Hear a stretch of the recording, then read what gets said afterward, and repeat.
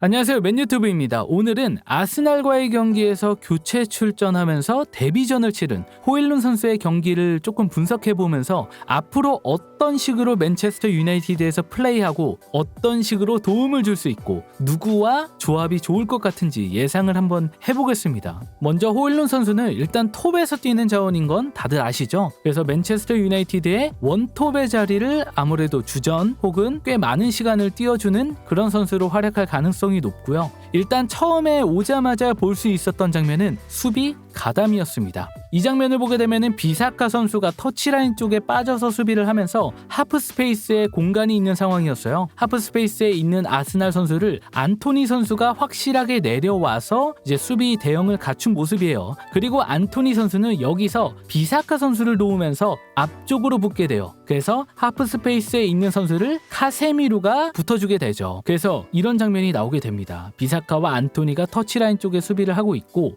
이 하프 스페이스를 카세미루가 내려와서 맡아주니까 여기 진첸코 선수로 보이는데요. 이 공간에서 프리하게 아스날 선수가 공을 잡게 됩니다. 맨체스터 유나이티드는 수비가 쏠리면서 박스 근처 혹은 박스 안에서 선수를 놓치면서 프리하게 슛 찬스를 내준 경우가 꽤 있어요. 실제로 맨체스터 유나이티드의 첫 번째 실점이 공을 따라서 막 3-4명이 붙었다가 박스 밖에 가만히 서 있는 웨데고르를 아무도 체크하지 않으면서 프리 찬스를 내줬고 실점으로 이어졌죠. 그 정도의 위험한 장면은 아니지만 진첸코가 굉장히 프리해 보입니다. 하지만 이때 호일룬 선수가 수비 가담을 하는 장면을 볼 수가 있었어요. 진첸코 쪽으로 확실하게 붙어주면서 더 이상의 공격 작업을 제대로 수행하지 못하게 만들었죠. 앞으로 이런 수비 가담 장면에서도 호일룬 선수의 역할이 중요해 보입니다. 그리고 맨체스터 유나이티드가 아스날전에서 보였던 거는 래시포드를 향한 이제 공간 패스를 좀 많이 시도를 했고 거기서 실제로 골을 넣기도 했죠. 근데 호일룬이 들어오고 나서는 반대편에서도 진행을 하는 모습을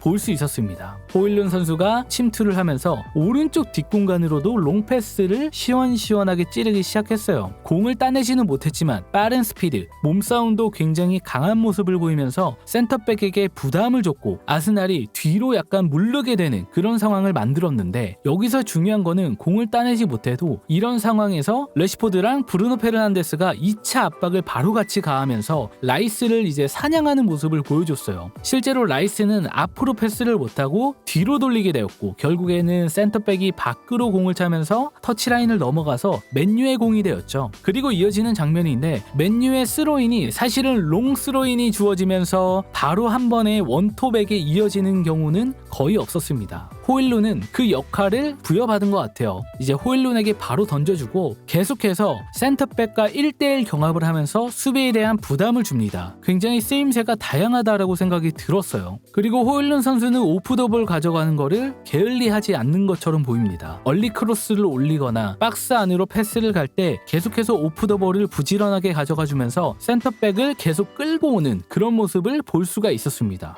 실제로 래시포드가 좋은 플레이로 이제 벤 화이트를 드리블로 녹이면서 하프 스페이스 안쪽으로 완전히 들어온 이 장면 있잖아요. 이때도 호일룬은 가만히 서 있지 않고 오프 더 볼을 가져가는데 이 오프 더 볼도 단순 무식하게 가져가지 않아요. 오른쪽으로 막 페이크를 줬다가 갑자기 앞으로 돌진한다거나 그리고 손을 쓰기도 하면서 자기가 좋은 위치를 차지하려고 한다거나 몸을 쓰는 게 편해 보였습니다. 이런 과감한 움직임이 좋은 이유가 뭐냐면은 래시포드가 드리블로 수비 2명, 3명을 끌고 온 상황에서 호일룬도 오프 더 볼을 좋게 가져가니까 수비수를 끌고 당기고 그러면은 자연스럽게 뒤에서 침투하는 안토니가 프리 찬스가 된 거죠. 이 공은 사실 호일룬이 만약에 놓쳤다면은 안토니에게 굉장히 좋은 찬스가 만들어질 가능성이 컸죠. 뭐 그렇다고 해서 호일룬이 공을 잡았으면 안 됐다 이런 말을 하는 게 아니에요. 호일룬의 이런 움직임 자체가 박스 안에서도 상대에게 부담을 줄 수 있고 우리 동료들에게 공간을 내줄 수 있다는 점을 얘기하고 싶은 겁니다. 그리고 나서 또 이 장면을 보면은 호일룬 선수가 내려와 있죠.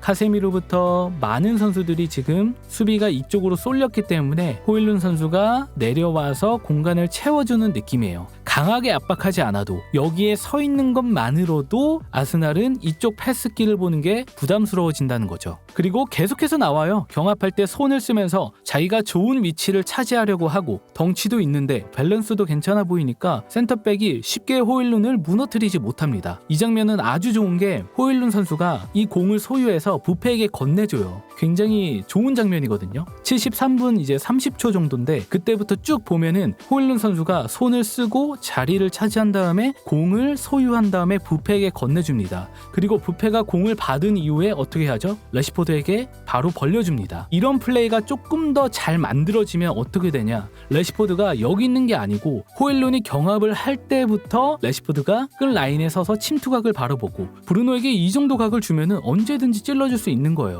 호일룬이 이런 플레이를 계속 보여줄 수 있다면은 레시포드에게도 호재이고 브루노에게도 호재입니다. 호일룬 선수가 오고 나서 오른쪽 지역을 공략을 합니다. 원래는 전반부터 레시포드 쪽만 뒷공간을 노리려고 했고 오른쪽에 안토니를 통해서 빌드업 작업을 시작하려고 해도 솔직히 슈팅까지 마무리가 된다거나 그런 좋은 찬스를 잘 만들어내거나 이러진 못했잖아요. 근데 호일룬 선수는 아예 그냥 냅다 센터백하고 경합을 계속 붙이니까 센터백도 힘들고 아스날도 계속 센터백을 도우려고 내려오는 거예요. 레시포드처럼 스피드 침투 그거랑은 조금 더 다르게 몸으로도 싸워주는 선수가 오른쪽에서 활약을 할 수 있다는 점도 생각해 볼 수 있습니다. 지금부터는 아주 중요한 장면이에요. 맨체스터 유나이티드의 역습 장면인데요. 레시포드에게 공이 이어지고 호일룬 선수가 뛰기 시작합니다. 호일룬 선수가 사실 좀 뒤에서 뛰었어요. 근데 스피드가 굉장히 빨랐죠. 뛰고 보니까 바로 옆에서 따라가기 시작을 했고 가속도가 붙으면 굉장히 빠른 선수라는 게 느껴졌습니다. 그런데 이런 스피드가 아주 좋았음에도 조금 아쉬웠던 거는 하나 있어요. 지금 이 장면을 보면은 사실 옆에 있는 라이스 선수로 보이는데 호일룬 선수의 속도를 못 따라왔어요. 그냥 호일룬 선수가 가속도를 붙여서 제치는 상황이었습니다. 그래서 저는 호일룬 선수가 그냥 쭉 가길 바랬어요. 라인을 브레이킹하면서 레시포드가 앞으로 툭 찔러줄 수 있었죠. 그런데 호일룬 선수가 속도를 줄이면서 아스날의 수비수 뒤로 들어갑니다. 오른쪽으로 꺾기 시작해요. 물론 이 장면은 이렇게 생각해 볼 수 있어요. 테나가 3라운드에서도 그랬듯이 레시포드에게 계속 1대1을 맡기는 장면이 나오죠. 1대1뿐만 아니고 1대2, 1대3까지도 만들면서 레시포드 너가 혼자서 어떻게든 뚫어봐라, 만들어봐라 이런 장면들이 나오는데 이것도 그런 주문이 들어가서 오른쪽으로 꺾으면서 레시포드에게 공간을 열어준 건지 그거는 모르겠지만 여기서는 그대로 쭉 질러봤어야 된다고 생각을 합니다. 다만 이거는 진짜 디테일한 아쉬움이었고 뛰는 거 보면은 속도가 정말 시원시원해요. 조금 다른 장면인데 이것도 역습이죠. 보통은 이 레시포드 쪽으로 롱볼을 때려서 노리는데 이제는 이 공간을 노리는 거예요. 그리고 심지어 호일룬 선수가 뒤에 있는데도 결국엔 속도로 따라잡아서 박스 안까지 몰고 들어가는 장면이에요. 여기서 호일룬 선수는 1대1을 시도를 했고 아쉽게 더 좋은 장면까지 이어지지는 않았지만 순식간에 레시포드가 노마크 찬스로 강한 슈팅을 때려볼 수도 있는 거고 두 명의 선수로도 상대 수비진에게 부담을 줄 수 있는 고무적인 상황이지 않을까 싶네요. 그리고 또 하나 중요한 장면이 나오죠. 바로 가르나초의 옵사이드 골입니다. 사실 이 골은 아쉽게 옵사이드 선언이 되었지만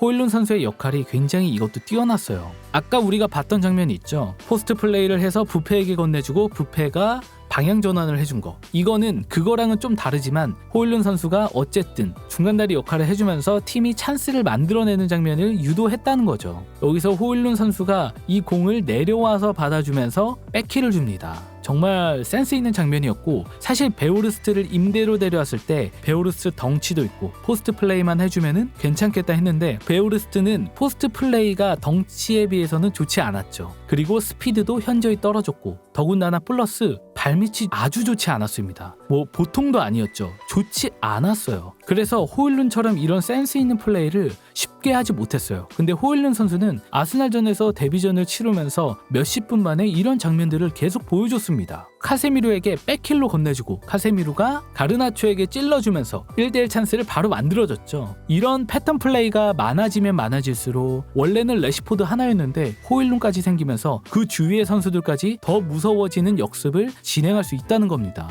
네, 이렇게 해서 호일룬 선수의 주요 장면들을 좀 찾아봤는데요. 일단 우리가 알 수 있는 것 첫 번째, 경합을 두려워하지 않는다. 두 번째, 덩치에 비해서 스피드가 좋다. 세 번째, 베오르스트에 비해서는 발밑이 괜찮은 걸로 보인다. 호일룬이 이런 역할만 해주고 골을 아예 못 넣어서는 안 된다고 봐요. 왜냐하면은 지금 맨체스터 유나이티드 공격력이 보면은 스코어러라고 부를 수 있는 사람이 레시포드밖에 없어요. 물론 20골을 박아라, 득점왕에 도전해라, 이거는 진짜 무리한 부탁이고 저는 적어도 리그 10골까지는 해줘야 되지 않을까 싶어요. 충분히 침투도 괜찮고 경합도 할 수 있는 선수고, 그리고 더군다나 주위 동료들을 도와줄 수 있는 이 연결고리 역할, 포스트 플레이가 됐든 발밑으로 순간 센스를 보였든 아스날전에서 이런 잠재력이 보였기 때문에 충분히 리그 10골 넣어 맞나요? 8골, 7골 이 정도까지는 넣어줘야 하지 않을까 싶어요. 그래서 결론은 호일룬의 결정력은 아직 더 많이 지켜봐야겠지만 아스날 데뷔전의 플레이로 보면은 맨체스터 유나이티드에 없는 톱전을 확실히 데려왔고